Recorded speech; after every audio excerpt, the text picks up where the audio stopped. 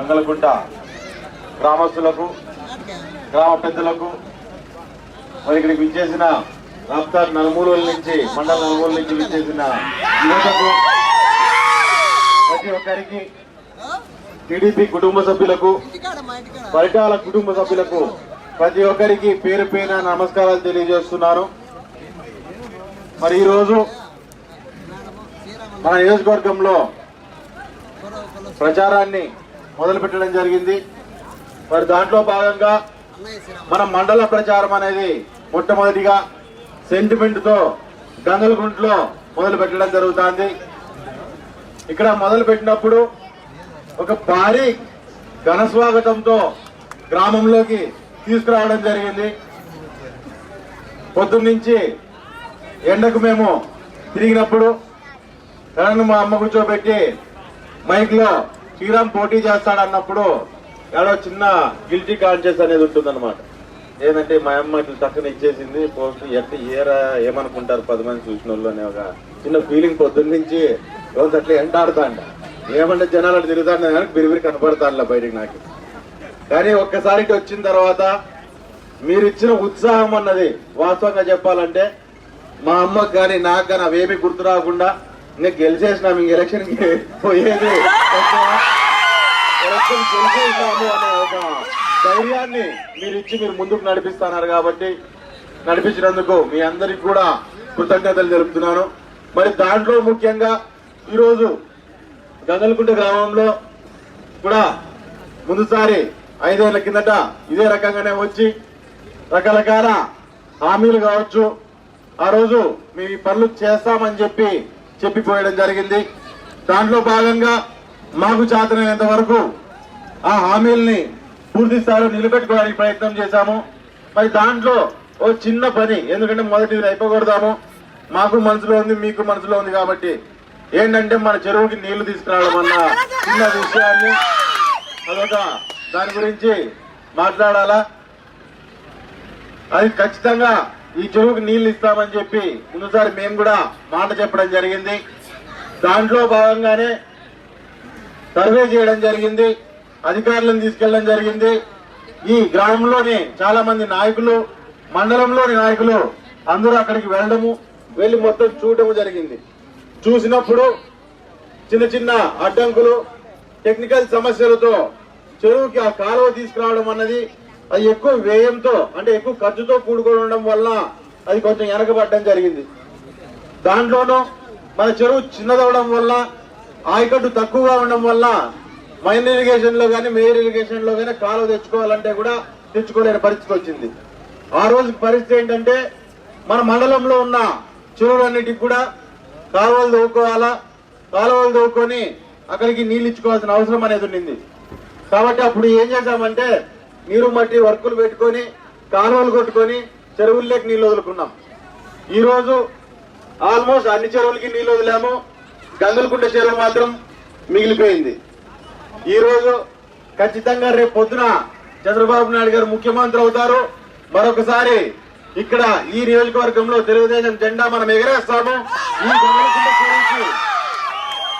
ఈ గంగలకుంట చెరువుకి వాస్తవంగా చెప్పాలంటే ఇంకా వేరే చెరువుకి నీళ్లు ఇచ్చేది ఏం లేదు. ఏదున్నా కానీ ఆ డబ్బులన్నీ తీసుకొచ్చి ఈడే పెట్టి ఖచ్చితంగా కాలువ కొట్టించి ఖచ్చితంగా గంగలకుంట చెరువు ఖచ్చితంగా నింపే మరొకసారి ఆ మాటను మేము నిలబెట్టుకుంటామని చెప్పి కూడా ఈ సభాముఖంగా తెలియజేస్తున్నాను. దీంట్లో తప్పుగా అనుకోవద్దండి, ముందుసారి ఇచ్చిన మాట ఈడే నేను మళ్ళీ తిప్పట్లే చెప్తానని. అది ఖచ్చితంగా మీరెంత మదన పడుతున్నారో మనస్ఫూర్తిగా మేము కూడా అంతే మదన పడుతున్నాము. ఒక గ్రామంలోకి వచ్చినప్పుడు ఒక మాట చెప్పిన తర్వాత అది ఒకవేళ నెరవేర్చుకోలేకపోతే మాకు కూడా ఎట్లుంటుందంటే మనసు తొలిసేసినట్లుంటుంది. ఖచ్చితంగా ఇప్పుడు అదే ఫీలింగ్ తోనే మేము ఉన్నాము. ఖచ్చితంగా ఇచ్చిన మాటను మేము ఖచ్చితంగా నెరవేర్చుకుంటాం, దాన్ని నిలబెట్టుకుంటాం. దాంతో పాటు ఈ మండలంలో చాలా వరకు అభివృద్ధి కార్యక్రమాలు అనేటివి గవర్నమెంట్ లో 5 ఏళ్లుగా ఉంటూ వచ్చాం కాబట్టి జరుగుతూ పోయాయి. మండల నాయకులు కావచ్చు, గ్రామ స్థాయి నాయకులు కావచ్చు, పార్టీ కార్యకర్తలు కావచ్చు, ప్రతి ఒక్కరు ఎవరి స్థాయిలో వాళ్ళు చేసుకుంటూ పోయారు. కానీ మనం అభివృద్ధి చేసుకుంటూ పోయినాం కానీ రాజకీయం చేయడం మర్చిపోయినాం. అభివృద్ధి చేసినాం, రాజకీయం చేయడం మర్చిపోయినాం. రాజకీయం చేయడం మర్చిపోతూ ఏదో మధ్యలో కొంతమందిని అట్లా ఇట్లా చిన్నగా నెగ్లెక్ట్ చేసింటామని చెప్పి కూడా చెప్పము.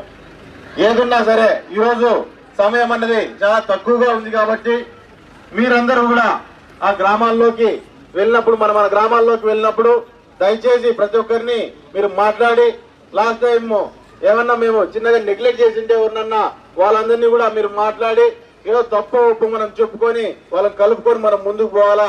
ఎందుకంటే రేపు పొద్దున వచ్చేది మన కాలం మంచి కాలం.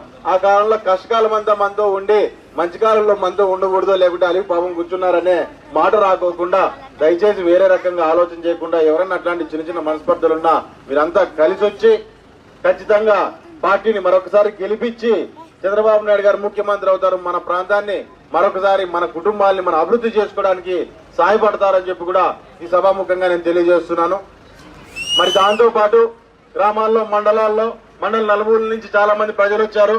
మండల నలుమూలలో మన గ్రామాల్లో కూడా చాలా మంది మాట్లాడుతూ అంటారు ఏంటంటే మేము గెలిచేసినాము, ఎలక్షన్ ఏం లేదు, మేము గెలిచినాము. ఇప్పుడు నేనేం మాట్లాడినా ఆ మాట 6 నెలల నుంచి మాట్లాడుతున్నారు వాళ్ళు.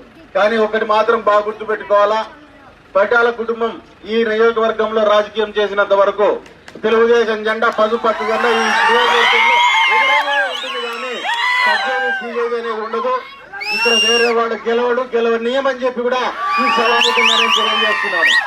ఖచ్చితంగా ఏ స్పిరిట్ ఈ రోజు మీరు ముందుకు వచ్చి ఏ జోష్ తో మీరు ముందుకు వచ్చి మాకు ఒక ధైర్యాన్ని ఒక జోష్ని మీరు ఇస్తా ఉన్నారో అదే దాంతో వచ్చే నెల రోజులు కూడా వచ్చే 25 రోజులు, నెల రోజులు టైం లేదు మనకి, 25 రోజుల టైమే ఉంది. మీరే ఎమ్మెల్యే క్యాండిడేట్లు మేమే నామినేషన్ చేసినాం, గెలిస్తే మేమే ఎమ్మెల్యే అనే ఆలోచనతో గ్రామాల్లోకి వెళ్లి అందరితో కూడా మాట్లాడి ఎవరికి వారు కూడా ప్రచారంలో భాగంగా మీరంతా కూడా ప్రచారం గ్రామాల్లో చేసి మన వాళ్ళందరినీ ఎడ్యుకేట్ చేసి వాళ్ళందరితో మళ్ళీ టీడీపీ సైకిల్ గుర్తుకు మీరంతా ఓటేపించి టీడీపీని గెలిపిస్తారని చెప్పి ఈ సభాముఖంగా కోరుకుంటూ మీరందరూ ముందు 2 సార్లు మాకు సహాయం చేసి మా మీద ఓ చల్లటి చూపుతో మమ్మల్ని ఈ నియోజకవర్గంలో గెలిపించి ముందుకు నడిపించుకుంటూ తీసుకెళ్లారు. ఈసారి కూడా మీరు అదే రకంగా ఒక చల్లటి చూపు మా మీద చూసి మమ్మల్ని ఒక మంచి మెజార్టీతో మీరు గెలిపిస్తారని చెప్పి మీ ఆశిస్తూ ఈ అవకాశంతో గ్రామాల్లోకి తీసుకొచ్చినందుకు మీ అందరికీ పేరు పేరున ధన్యవాదాలు తెలియజేసుకుంటూ సెలవు తీసుకుంటున్నా. వార్తావాణి న్యూస్ ఛానల్ ఎప్పటికప్పుడు రాజకీయ, సినీ విశేషాలు, స్పోర్ట్స్ మరియు సాంకేతిక పరమైన మరెన్నో విషయాలను మన ముందుకు తెస్తుంది. మరింత సమాచారం కొరకు వార్తావాణి న్యూస్ ఛానల్ ని సబ్స్క్రైబ్ చేయండి.